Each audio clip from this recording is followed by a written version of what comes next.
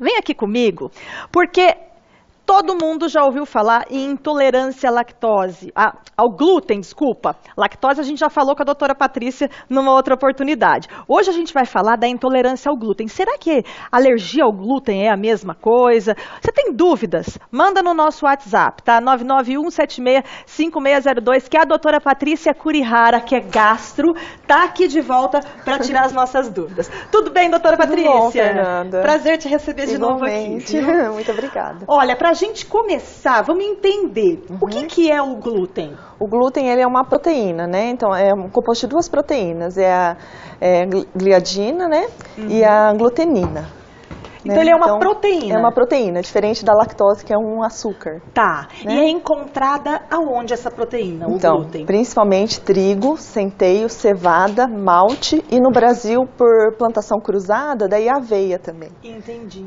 E a gente fala intolerância ao glúten, tá certo isso? É intolerância ou é alergia ao glúten, doutora? A gente fala em intolerância ao glúten, né? Que seria a mesma coisa que a doença celíaca. Ah, então a pessoa que é intolerante ao glúten é celíaca. É celíaca. E a alergia ao glúten é outra coisa completamente diferente? É uma alergia alimentar, né? Tá. Assim, daria problemas assim mais após o consumo de urticária, né? Às vezes uma diarreia, mas não tão grave quanto a doença celíaca. Ah, então a intolerância ao glúten é uma coisa mais séria, podemos dizer assim. Isso.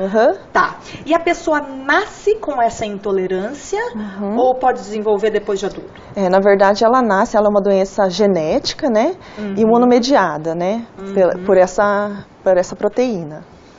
E daí e pode desenvolver depois de adulto ou não? Ela pode acometer qualquer faixa etária, né? Porque a pessoa nasce ela pode nascer com essa doença, com a doença genética, né? E nunca desenvolver, por exemplo? E nunca desenvolver. Ter o gene, mas não desenvolver a doença, né? Entendi. Ao contrário também daqueles pacientes que já nascem também, e aí logo que introduz a alimentação, né? Os bebês, né? Que já começam a fazer as papinhas, aí essas crianças começam a desenvolver quadro já de sintomas de doença celíaca mesmo, né? Entendi. E pode acontecer, então, da pessoa ter o gene e viver a vida toda sem saber, sem ter a doença, sem ter a doença, sem ter os sintomas. Isso, sem ter os sintomas, como também pode ser assintomática e apresentar sintomas que a gente fala assim, pode ser assintomática, só que ela pode também ter oligosintomas, né, ser pouco sintomática. Entendi. E aí esses sintomas, às vezes, dificultam a busca dessa pessoa por ajuda, né, por auxílio. Entendi. E quais são os sintomas, doutora? Então, da doença celíaca clássica, a gente teria sintomas gastrointestinais, então seria diarreia, plenitude gástrica, né, gases, vômito, anemia, perda de peso também, emagrecimento, dificuldade de ganhar peso, né?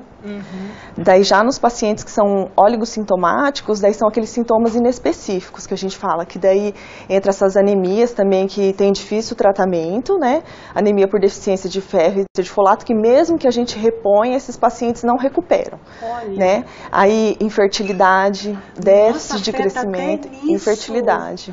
Déficit de crescimento também? Crescimento. Tem mulheres, né, que nem você tinha falado da infertilidade, tem mulheres que às vezes só acabam descobrindo na tentativa de ter o seu bebê, né, e daí fica com essa dúvida diagnóstica e vai fazer o diagnóstico de doença celíaca, né. E tem graus, doutora, a doença celíaca? Tem essas assintomáticas, né, e tem os pacientes que são mais graves mesmo, né, podendo até esses pacientes a levarem a desnutrição, né, perda de peso, nos casos mais graves até câncer de intestino, né, se não tratado. E como é feito o diagnóstico? Então, o diagnóstico ele é feito pela biópsia do intestino delgado, por endoscopia. Né, que a gente faz o diagnóstico. Mas também tem exames de sangue que a gente dosa os anticorpos, né?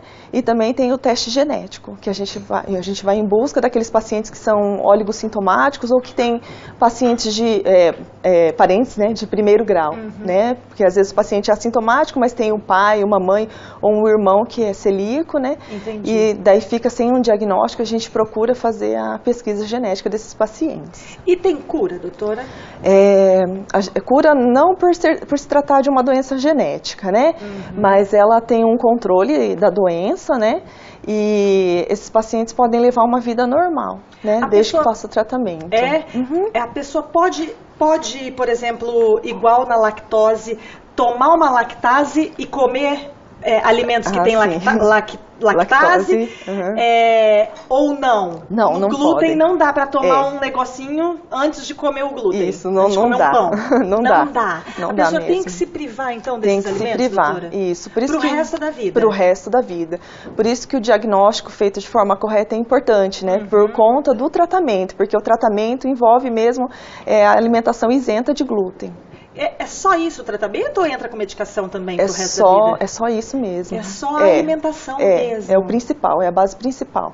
Olha, e é verdade que, por exemplo, eu já ouvi falar que pessoas que têm intolerância ao glúten não podem cortar o pão na mesma faca que o outro cortou um pão que tenha o glúten. Não pode usar aquela faca que daí vai dar vai dar as reações, os sintomas todos. Isso, é verdade, porque ela entra em contato ali, aquele pouco contato, às vezes até mesmo a faca que passa na margarina, no requeijão que você usa, o forno, às vezes o mesmo forno de preparo dos alimentos pode fazer essa contaminação cruzada. Restaurantes também, né, pode ter essa contaminação cruzada. E às vezes o paciente fala para você que ele está seguindo a dieta certinho e daí vem apresentando, daí volta a apresentar sintomas de diarreia, vômito. E se é aquele paciente que faz tudo certinho, a gente tem que procurar essas contaminações cruzadas, né? Esses detalhes, né? Isso, são pequenos detalhes mesmo. E se não tratada, doutora, pode levar à morte, que você falou que pode ter até um câncer de intestino. Pode ter um câncer de intestino, isso mesmo, né?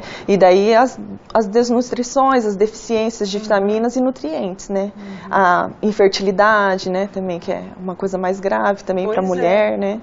E com que frequência, doutora, a gente deve procurar um gastro para ver a saúde do nosso intestino? Porque ninguém pensa, né? Todo mundo pensa que vou fazer um check-up. Vou fazer check-up do quê? Coração, não é? Sei lá, cabeça e ponto. Né? O check-up ginecológico que a mulherada toda faz. Mas e o intestino? O ideal é o quê? Então, o intestino, assim, para a população em geral, a partir dos 50 anos, né? Em busca de câncer de intestino mesmo, né? Agora, se tiver história familiar de câncer de intestino, procurar antes, né? Ou até mesmo a doença celíaca. Isso, ou doença celíaca, histórico familiar de doenças do trato gastrointestinal, daí tem que se procurar antes, né? Mas caso contrário, se não tiver nenhum sintoma de diarreia crônica, que são aquelas diarreias acima de 30 dias, sangramento, perda de peso, né? Febre não esclarecida, aí não tem necessidade de fazer logo um diagnóstico do trato gastrointestinal, né? Se for nesses casos que eu falei, aí sim tem que procurar um gastro, né? E acima dos 50 anos, o que? Uma vez por ano? Então, faz uma vez, né? Daí, se tiver tudo normal, essa colonoscopia, você pode fazer ela com segurança daqui 5 anos. 5 anos, então? De 5 a 8 anos, né? Aí, a gente fala. Gente, coisa simples de tudo, Sim, né? Faz lá o exame. Se você tem 50 anos e nunca viu a saúde do seu intestino, já procura um gastro, já vê se tá tudo ok, né? Pra quê? Melhor prevenir, na verdade. Com certeza. Obrigada, viu, doutora Patrícia, mais uma vez. Eu que agradeço. Obrigada.